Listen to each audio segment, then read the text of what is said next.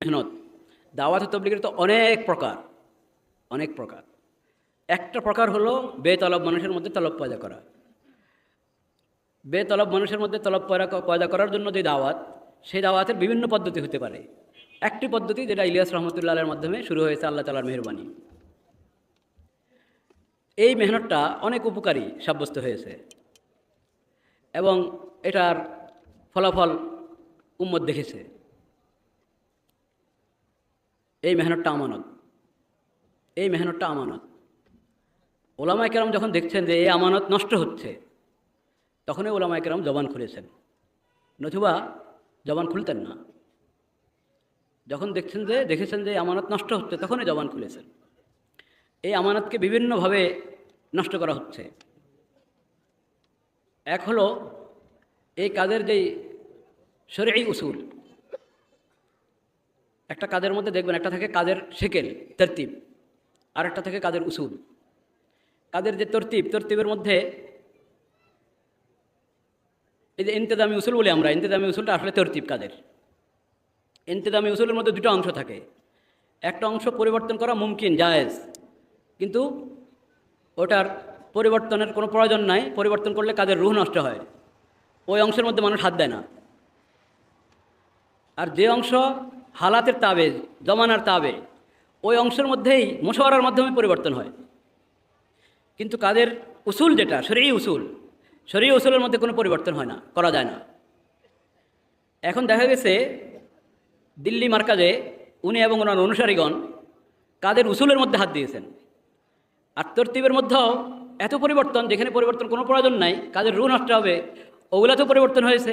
যেগুলো এমনিই পরিবর্তনশীল, কিন্তু উচিত হলো মুশাওয়ারার মাধ্যমে তাজরেবাকার যারা তাদের মুশাওয়ারার মাধ্যমে পরিবর্তন করা, ওই তাজরেবাকারদের মুশাওয়ারা না নিয়ে হয়তো বেলা মুশাওয়ারা বা মুশাওয়ারার মতো মুশাওয়ারা যেটাকে বলে, ওই ধরনের মুশাওয়ারা ছাড়াই পরিবর্তন করা হয়েছে।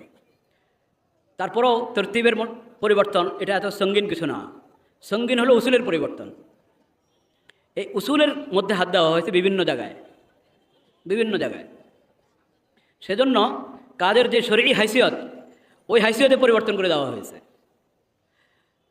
শরঈ হাইসিয়ত কোনো জিনিসের পরিবর্তন করা, এটা শরীয়তে হাত দেওয়া, এটা ইহদাস ফিদ্দিন।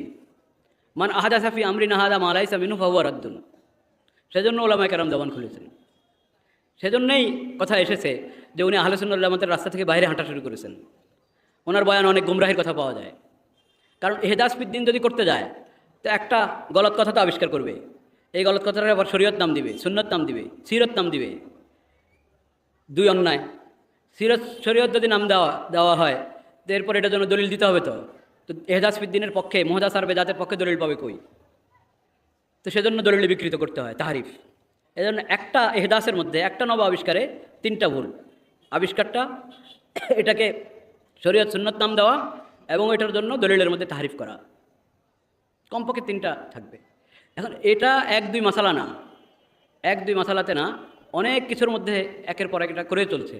আর যে রুজুর কথা বলা হয়, রুজু তো সেই 2000 শেষ রুজু হলো 2018-এর শুরুতে, জানুয়ারিতে। এরপরে 2018-এর বয়ান আপনাদের হাতে থাকবে হয়তো। ওরা উর্দু মজমুয়াও আছে, উর্দু বয়ানের মজমুয়া, বাংলা অনুবাদ সহ, উর্দু সহ আছে। এবং ওই পুরা বয়ান আপনার ওই তারিখ মতে, জায়গা মতে যেটা নিঃসন্দেহী করা আছে, ওখানে খোঁজ করলে আপনি সব পেয়ে যাবেন। 2019-এরও বয়ান আছে। ওই সব বয়ান পড়লে দেখা যায় কিসের রুজু। উনি ওনার যেই আপত্তিকর কথাগুলো, গুমরাহের কথাগুলো, ওগুলো আগের থেকে আরও মজবুত করে, আরও কড়া করে বলে থাকেন। 2019-এর অনেকগুলো বয়ান আমার কাছে আছে, 18-রও আছে। ওগুলো অনেকগুলো লিখিত আকারও আছে, আর ওনার আওয়াজ একবার হুবহু ওনার আওয়াজে ও বয়ান শুনতে চাইলে সেটাও আছে।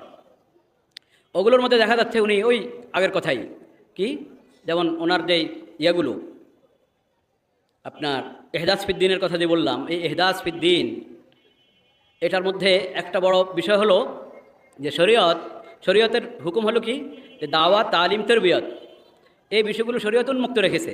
এটার তরিকে কার, এটার উসুল এবং বুনিয়াদি হেদায়েত শরীয়ত দিয়ে দিয়েছে। কিন্তু এটার খাকা, শিকেল, নকশা, এটার মধ্যে অনেক ব্যাপকতা আছে। শরীয়তের পরিপন্থী কোনো কিছু যুক্ত না হলেই মুবাহ, বিভিন্ন শিকেল হতে পারে। কিন্তু উনি একটা শিকেল